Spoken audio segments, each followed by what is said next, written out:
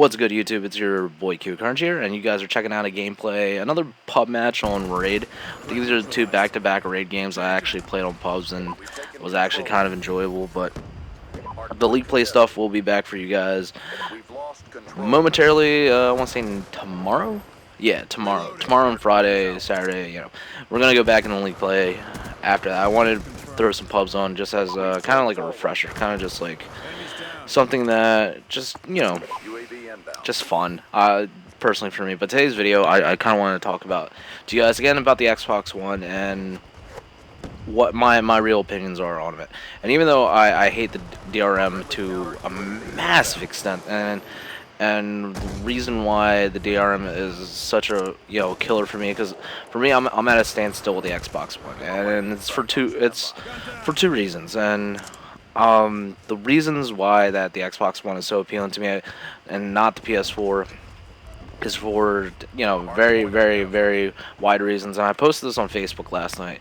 And the first reason is obviously Killer Instinct. And you guys are saying like, Carnage, you're not a fighting game player. You're not by all means a fighting game player. You're a COD player. You're a competitive FPS shooter player. And I will agree with you guys. I'm not a fighting game player, but for me, the nostalgia of Killer Instinct is huge because I grew up on Killer Instinct. I grew up on Killer Instinct and MK3. I played MK1. If you don't know what MK is, it's Mortal Kombat. And my uncle was actually the guy that introduced me to gaming at a young age. He got me my first Nintendo when I was young. He bought me a Super Nintendo shortly after that, and introduced me to Mortal Kombat, and ultimately down the road Killer Instinct. He actually took me to a shopping center. He took me to King of Prussia and got me the copy of Killer Instinct that was only available out at the time because most retailers didn't have it.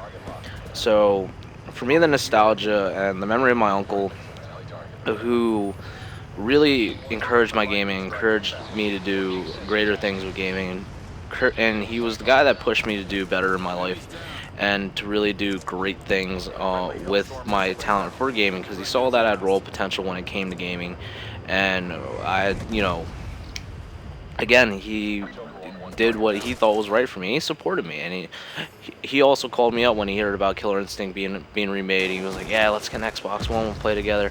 And that's something that touches me personally, and it affects me because I can't say no to the guy. He's been a supporting factor in my life for my entire life, and he's such a great person, and I couldn't say no. And it would break my heart if I didn't back him up when it came to this. And the second reason was when I started gaming again. I had a PS2 growing up as a kid, and I played a lot of PS2 games. Played a lot of Final Fantasy, a lot of Killzone, a lot of Mega Man games, a lot of Metal Gear Solid games.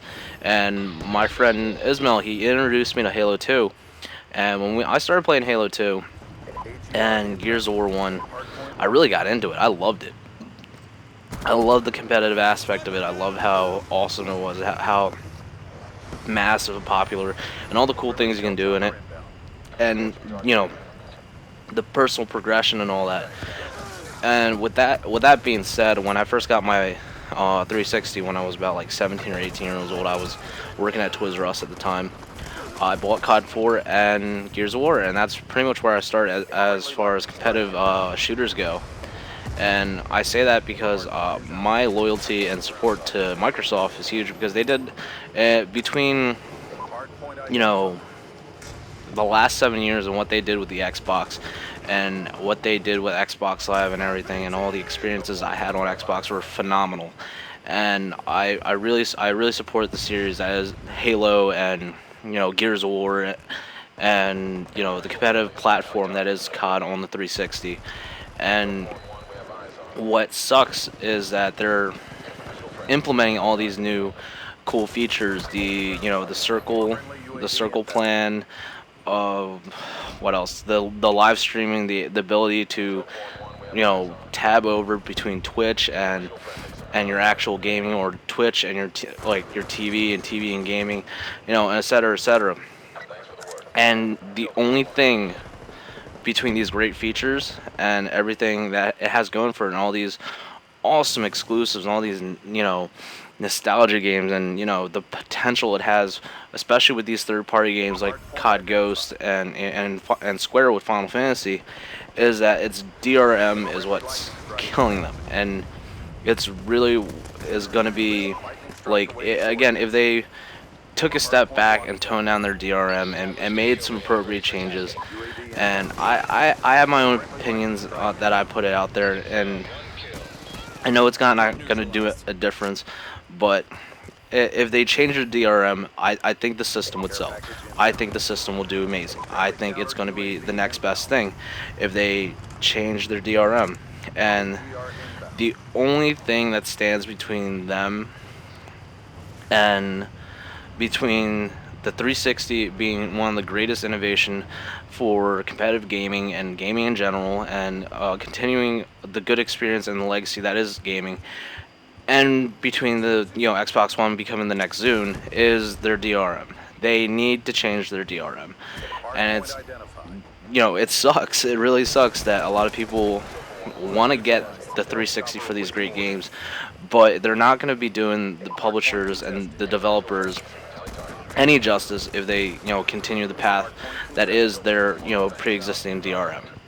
And personally, if you guys want to hear my suggestion out, I'm gonna get an Xbox One no matter what, and it's for personal reasons, and that's something that's not going to change. But if you guys are really torn about this, I really suggest you guys do one thing: do not buy either of these systems. Wait until these are launched. Wait until we get the actual hardware, and really have time to mess with it. But if you're really appalled by it, go to Microsoft. Tell them what's on your mind. Tell them that this sucks. But anyways, guys, I hope you enjoyed the commentary. I hope you guys have a good one. And again, do you guys? I'm out. Solid execution.